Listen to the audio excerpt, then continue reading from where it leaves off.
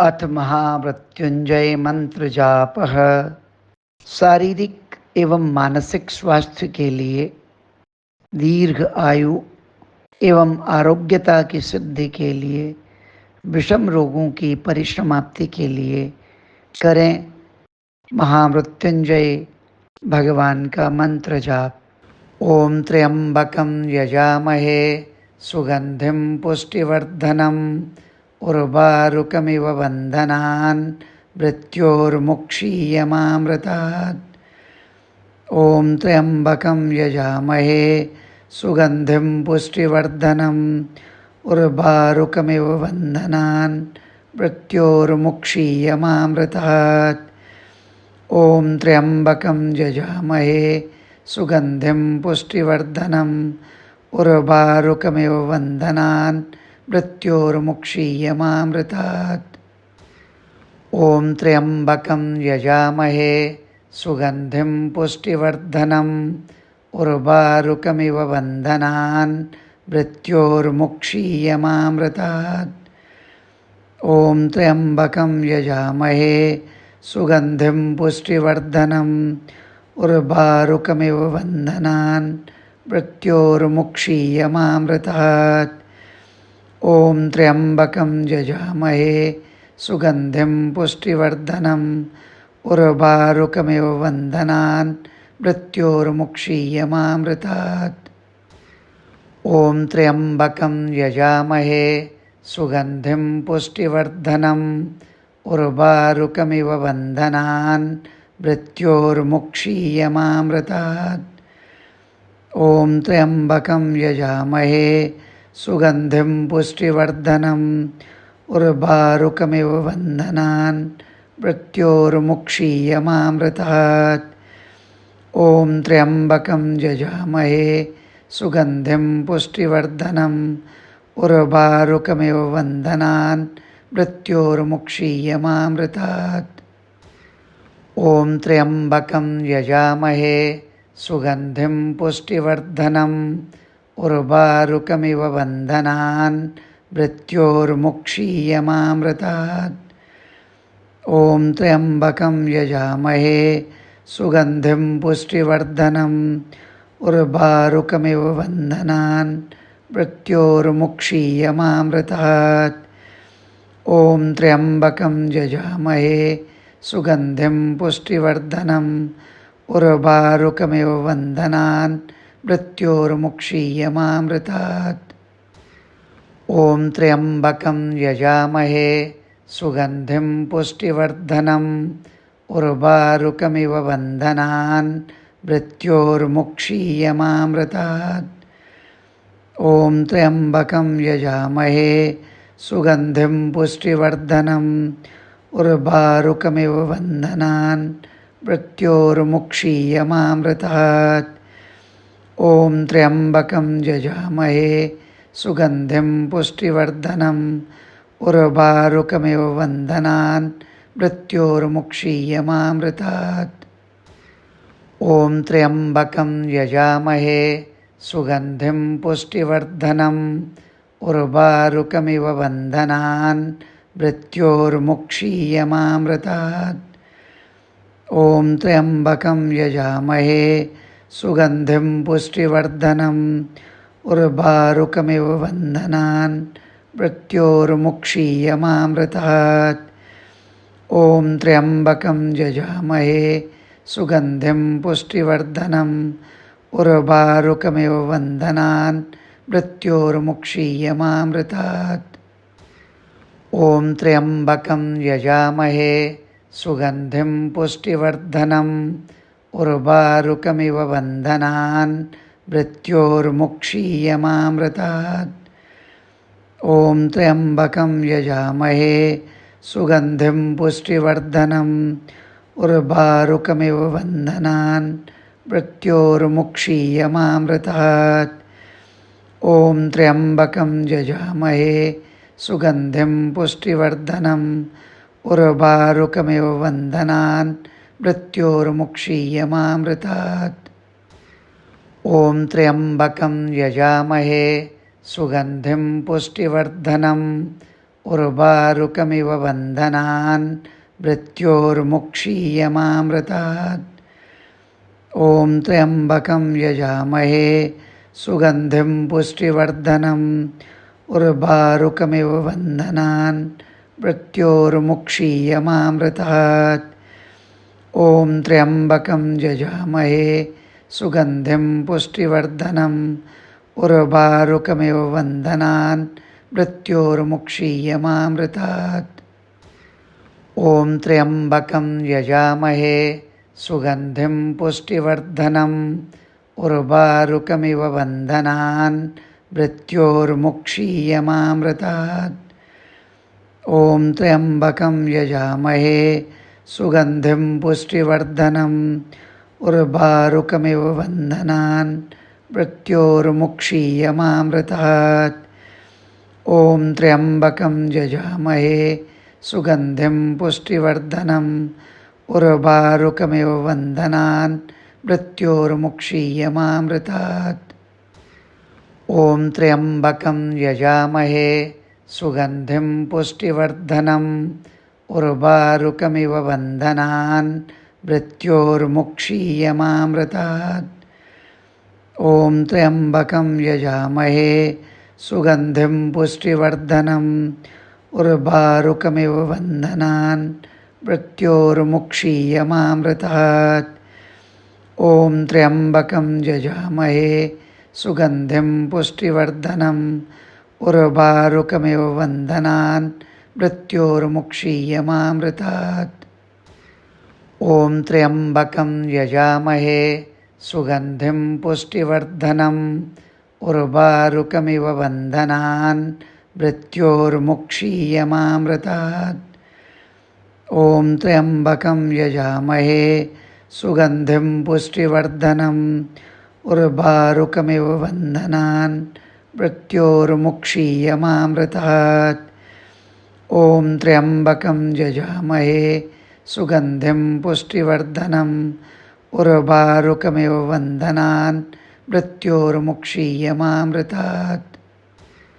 ॐ त्र्यम्बकं यजामहे सुगन्धिं पुष्टिवर्धनम् उर्वारुकमिव बन्धनान् मृत्योर्मुक्षीयमामृतात्।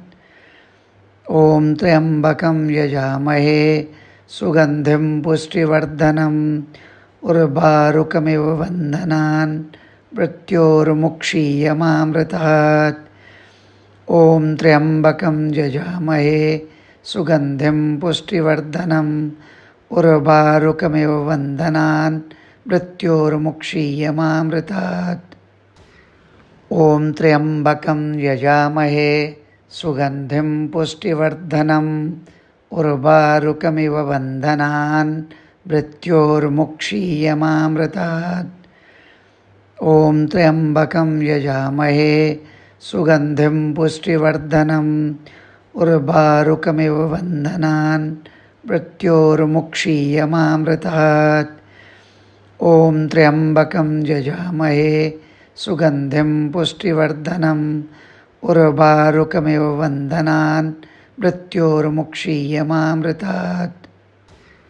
ॐ त्र्यम्बकं यजामहे सुगन्धिं पुष्टिवर्धनम् उर्वारुकमिव बन्धनान् मृत्योर्मुक्षीयमामृतात्।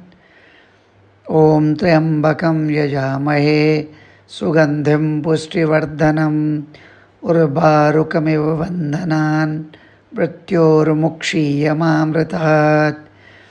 ॐ त्र्यम्बकं यजामहे सुगन्धिं पुष्टिवर्धनम् उर्वारुकमिव बन्धनान् मृत्योर्मुक्षीयमामृतात्। ॐ त्र्यम्बकं यजामहे सुगन्धिं पुष्टिवर्धनम् उर्वारुकमिव बन्धनान् मृत्योर्मुक्षीयमामृतात्। ॐ त्र्यम्बकं यजामहे सुगन्धिं पुष्टिवर्धनम् उर्वारुकमिव बन्धनान् मृत्योर्मुक्षीयमामृतात्। ॐ त्र्यम्बकं यजामहे सुगन्धिं पुष्टिवर्धनम् उर्वारुकमिव बन्धनान् मृत्योर्मुक्षीयमामृतात्। ॐ त्र्यम्बकं यजामहे सुगन्धिं पुष्टिवर्धनम् उर्वारुकमिव बन्धनान् मृत्योर्मुक्षीयमामृतात्। ॐ त्र्यम्बकं यजामहे सुगन्धिं पुष्टिवर्धनम् उर्वारुकमिव बन्धनान् मृत्योर्मुक्षीयमामृतात्। ॐ त्र्यम्बकं यजामहे सुगन्धिं पुष्टिवर्धनम् उर्वारुकमिव बन्धनान् मृत्योर्मुक्षीयमामृतात्। ॐ त्र्यम्बकं यजामहे सुगन्धिं पुष्टिवर्धनम् उर्वारुकमिव बन्धनान् मृत्योर्मुक्षीयमामृतात्। ॐ त्र्यम्बकं यजामहे सुगन्धिं पुष्टिवर्धनम् उर्वारुकमिव बन्धनान् मृत्योर्मुक्षीयमामृतात्। ॐ त्र्यम्बकं यजामहे सुगन्धिं पुष्टिवर्धनम् उर्वारुकमिव बन्धनान् मृत्योर्मुक्षीयमामृतात्। ॐ त्र्यम्बकं यजामहे सुगन्धिं पुष्टिवर्धनम् उर्वारुकमिव बन्धनान् मृत्योर्मुक्षीयमामृतात्। ॐ त्र्यम्बकं यजामहे सुगन्धिं पुष्टिवर्धनम् उर्वारुकमिव बन्धनान् मृत्योर्मुक्षीयमामृतात्। ॐ त्र्यम्बकं यजामहे सुगन्धिं पुष्टिवर्धनम् उर्वारुकमिव बन्धनान् मृत्योर्मुक्षीयमामृतात्। ॐ त्र्यम्बकं यजामहे सुगन्धिं पुष्टिवर्धनम् उर्वारुकमिव बन्धनान् मृत्योर्मुक्षीयमामृतात्। ॐ त्र्यम्बकं यजामहे सुगन्धिं पुष्टिवर्धनम् उर्वारुकमिव बन्धनान् मृत्योर्मुक्षीयमामृतात्। ॐ त्र्यम्बकं यजामहे सुगन्धिं पुष्टिवर्धनम् उर्वारुकमिव बन्धनान् मृत्योर्मुक्षीयमामृतात्। ॐ त्र्यम्बकं यजामहे सुगन्धिं पुष्टिवर्धनम् उर्वारुकमिव बन्धनान् मृत्योर्मुक्षीयमामृतात्। ॐ त्र्यम्बकं यजामहे सुगन्धिं पुष्टिवर्धनम् उर्वारुकमिव बन्धनान् मृत्योर्मुक्षीयमामृतात्। ॐ त्र्यम्बकं यजामहे सुगन्धिं पुष्टिवर्धनम् उर्वारुकमिव बन्धनान् मृत्योर्मुक्षीयमामृतात्। ॐ त्र्यम्बकं यजामहे सुगन्धिं पुष्टिवर्धनम् उर्वारुकमिव बन्धनान् मृत्योर्मुक्षीयमामृतात्। ॐ त्र्यम्बकं यजामहे सुगन्धिं पुष्टिवर्धनम् उर्वारुकमिव बन्धनान् मृत्योर्मुक्षीयमामृतात्। ॐ त्र्यम्बकं यजामहे सुगन्धिं पुष्टिवर्धनम् उर्वारुकमिव बन्धनान् मृत्योर्मुक्षीयमामृतात्। ॐ त्र्यम्बकं यजामहे सुगन्धिं पुष्टिवर्धनम् उर्वारुकमिव बन्धनान् मृत्योर्मुक्षीयमामृतात्। ॐ त्र्यम्बकं यजामहे सुगन्धिं पुष्टिवर्धनम् उर्वारुकमिव बन्धनान् मृत्योर्मुक्षीयमामृतात्। ॐ त्र्यम्बकं यजामहे सुगन्धिं पुष्टिवर्धनम् उर्वारुकमिव बन्धनान् मृत्योर्मुक्षीयमामृतात्। ॐ त्र्यम्बकं यजामहे सुगन्धिं पुष्टिवर्धनम् उर्वारुकमिव बन्धनान् मृत्योर्मुक्षीयमामृतात्। ॐ त्र्यम्बकं यजामहे सुगन्धिं पुष्टिवर्धनम् उर्वारुकमिव बन्धनान् मृत्योर्मुक्षीयमामृतात्। ॐ त्र्यम्बकं यजामहे सुगन्धिं पुष्टिवर्धनम् उर्वारुकमिव बन्धनान् मृत्योर्मुक्षीयमामृतात्। ॐ त्र्यम्बकं यजामहे सुगन्धिं पुष्टिवर्धनम् उर्वारुकमिव बन्धनान् मृत्योर्मुक्षीयमामृतात्। ॐ त्र्यम्बकं यजामहे सुगन्धिं पुष्टिवर्धनम् उर्वारुकमिव बन्धनान् मृत्योर्मुक्षीयमामृतात्। ॐ त्र्यम्बकं यजामहे सुगन्धिं पुष्टिवर्धनम् उर्वारुकमिव बन्धनान् मृत्योर्मुक्षीयमामृतात्। ॐ त्र्यम्बकं यजामहे सुगन्धिं पुष्टिवर्धनम् उर्वारुकमिव बन्धनान् मृत्योर्मुक्षीयमामृतात्। ॐ त्र्यम्बकं यजामहे सुगन्धिं पुष्टिवर्धनम् उर्वारुकमिव बन्धनान् मृत्योर्मुक्षीयमामृतात्। ॐ त्र्यम्बकं यजामहे सुगन्धिं पुष्टिवर्धनम् उर्वारुकमिव बन्धनान् मृत्योर्मुक्षीयमामृतात्। ॐ त्र्यम्बकं यजामहे सुगन्धिं पुष्टिवर्धनम् उर्वारुकमिव बन्धनान् मृत्योर्मुक्षीयमामृतात्। ॐ त्र्यम्बकं यजामहे सुगन्धिं पुष्टिवर्धनम् उर्वारुकमिव बन्धनान् मृत्योर्मुक्षीयमामृतात्। ॐ त्र्यम्बकं यजामहे सुगन्धिं पुष्टिवर्धनम् उर्वारुकमिव बन्धनान् मृत्योर्मुक्षीयमामृतात्। ॐ त्र्यम्बकं यजामहे सुगन्धिं पुष्टिवर्धनम् उर्वारुकमिव बन्धनान् मृत्योर्मुक्षीयमामृतात्। ॐ त्र्यम्बकं यजामहे सुगन्धिं पुष्टिवर्धनम् उर्वारुकमिव बन्धनान् मृत्योर्मुक्षीयमामृतात्। ॐ त्र्यम्बकं यजामहे सुगन्धिं पुष्टिवर्धनम् उर्वारुकमिव बन्धनान् मृत्योर्मुक्षीयमामृतात्। ॐ त्र्यम्बकं यजामहे सुगन्धिं पुष्टिवर्धनम् उर्वारुकमिव बन्धनान् मृत्योर्मुक्षीयमामृतात्। ॐ त्र्यम्बकं यजामहे सुगन्धिं पुष्टिवर्धनम् उर्वारुकमिव बन्धनान् मृत्योर्मुक्षीयमामृतात्। ॐ त्र्यम्बकं यजामहे सुगन्धिं पुष्टिवर्धनम् उर्वारुकमिव बन्धनान् मृत्योर्मुक्षीयमामृतात्। ॐ त्र्यम्बकं यजामहे सुगन्धिं पुष्टिवर्धनम् उर्वारुकमिव बन्धनान् मृत्योर्मुक्षीयमामृतात्।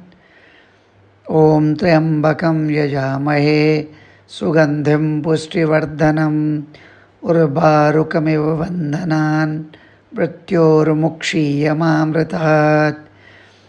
ॐ त्र्यम्बकं यजामहे सुगन्धिं पुष्टिवर्धनम् उर्वारुकमिव बन्धनान् मृत्योर्मुक्षीयमामृतात्।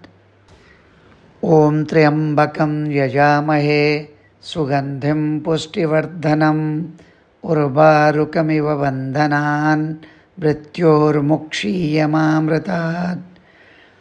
ॐ त्र्यम्बकं यजामहे सुगन्धिं पुष्टिवर्धनम् उर्वारुकमिव बन्धनान् मृत्योर्मुक्षीयमामृतात्। ॐ त्र्यम्बकं यजामहे सुगन्धिं पुष्टिवर्धनम् उर्वारुकमिव बन्धनान् मृत्योर्मुक्षीयमामृतात्। ॐ त्र्यम्बकं यजामहे सुगन्धिं पुष्टिवर्धनम् उर्वारुकमिव बन्धनान् मृत्योर्मुक्षीयमामृतात्। ॐ त्र्यम्बकं यजामहे सुगन्धिं पुष्टिवर्धनम् उर्वारुकमिव बन्धनान् मृत्योर्मुक्षीयमामृतात्। ॐ त्र्यम्बकं यजामहे सुगन्धिं पुष्टिवर्धनम् उर्वारुकमिव बन्धनान् मृत्योर्मुक्षीयमामृतात्। ॐ त्र्यम्बकं यजामहे सुगन्धिं पुष्टिवर्धनम् उर्वारुकमिव बन्धनान् मृत्योर्मुक्षीयमामृतात्। ॐ त्र्यम्बकं यजामहे सुगन्धिं पुष्टिवर्धनम् उर्वारुकमिव बन्धनान् मृत्योर्मुक्षीयमामृतात्। ॐ त्र्यम्बकं यजामहे सुगन्धिं पुष्टिवर्धनम् उर्वारुकमिव बन्धनान् मृत्योर्मुक्षीयमामृतात्।